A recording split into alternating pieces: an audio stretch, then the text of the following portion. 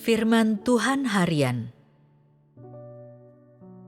Rencana pengelolaan 6.000 tahun dibagi menjadi 3 tahap pekerjaan. Masing-masing tahap tidak dapat merepresentasikan ketiga tahap pekerjaan, tetapi hanya dapat merepresentasikan satu bagian dari keseluruhan. Nama Yahwe tidak dapat merepresentasikan semua watak Tuhan.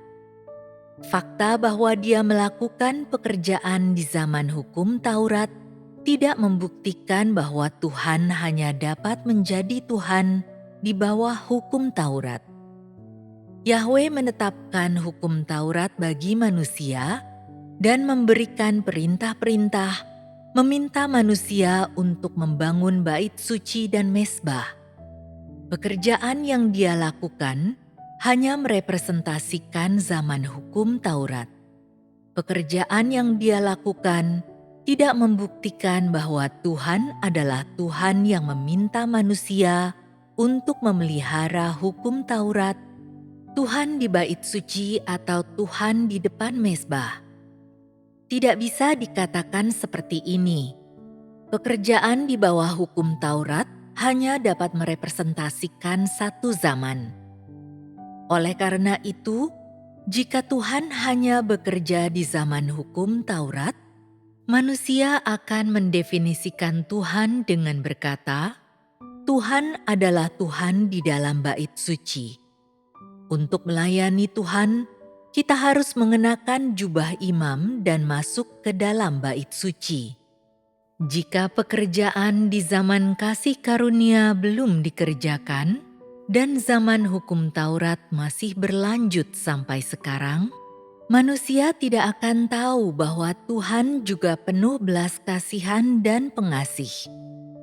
Jika pekerjaan di zaman hukum Taurat belum diselesaikan, dan hanya pekerjaan di zaman kasih karunia yang telah diselesaikan, maka semua yang akan manusia ketahui hanyalah bahwa Tuhan hanya dapat menebus dan mengampuni dosa manusia. Manusia hanya akan mengetahui bahwa Dia kudus dan tidak berdosa, bahwa Dia dapat mengorbankan dirinya dan disalibkan bagi manusia. Manusia hanya akan mengetahui ini dan tidak akan mengetahui hal lain. Jadi, masing-masing zaman merepresentasikan satu bagian dari watak Tuhan. Zaman hukum Taurat merepresentasikan beberapa aspek. Zaman kasih karunia merepresentasikan beberapa aspek. Dan zaman ini pun merepresentasikan beberapa aspek. Watak Tuhan hanya dapat sepenuhnya tersingkap melalui gabungan dari ketiga tahap tersebut. Hanya ketika manusia mengetahui ketiga tahap tersebut, barulah manusia dapat sepenuhnya menerimanya. Tidak satu pun dari ketiga tahap dapat dihilangkan. Engkau hanya akan melihat watak Tuhan secara keseluruhan setelah engkau mengetahui ketiga tahap pekerjaan tersebut. Fakta bahwa Tuhan menyelesaikan pekerjaannya di zaman hukum Taurat tidak membuktikan bahwa Dia hanyalah Tuhan di bawah hukum Taurat, dan fakta bahwa Dia menyelesaikan pekerjaan penebusan tidak menunjukkan bahwa Tuhan akan selamanya menebus umat manusia. Ini semua merupakan kesimpulan yang ditarik manusia. Zaman kasih karunia telah berakhir. Engkau tidak bisa mengatakan bahwa Tuhan hanyalah milik salib, dan salib saja yang merepresentasikan keselamatan dari Tuhan. Jika engkau melakukannya, engkau sedang mendefinisikan Tuhan. Pada tahap ini, Tuhan terutama sedang melakukan pekerjaan firman, tetapi engkau tidak dapat mengatakan bahwa Tuhan tidak pernah berbelas kasihan kepada manusia dan bahwa apa yang telah dilakukannya hanyalah hajaran dan penghakiman.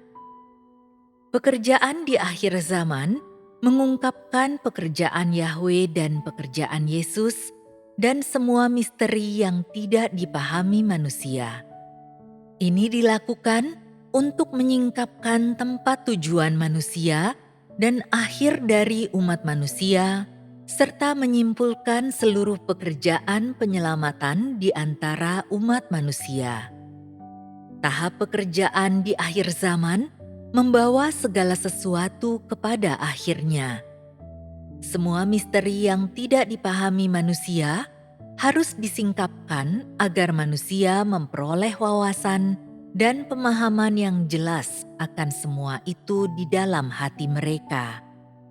Hanya setelah itulah manusia dapat dibagi menurut jenis mereka. Hanya setelah rencana pengelolaan 6.000 tahun diselesaikan, manusia akan memiliki pemahaman akan watak Tuhan secara keseluruhan karena pengelolaannya akan berakhir.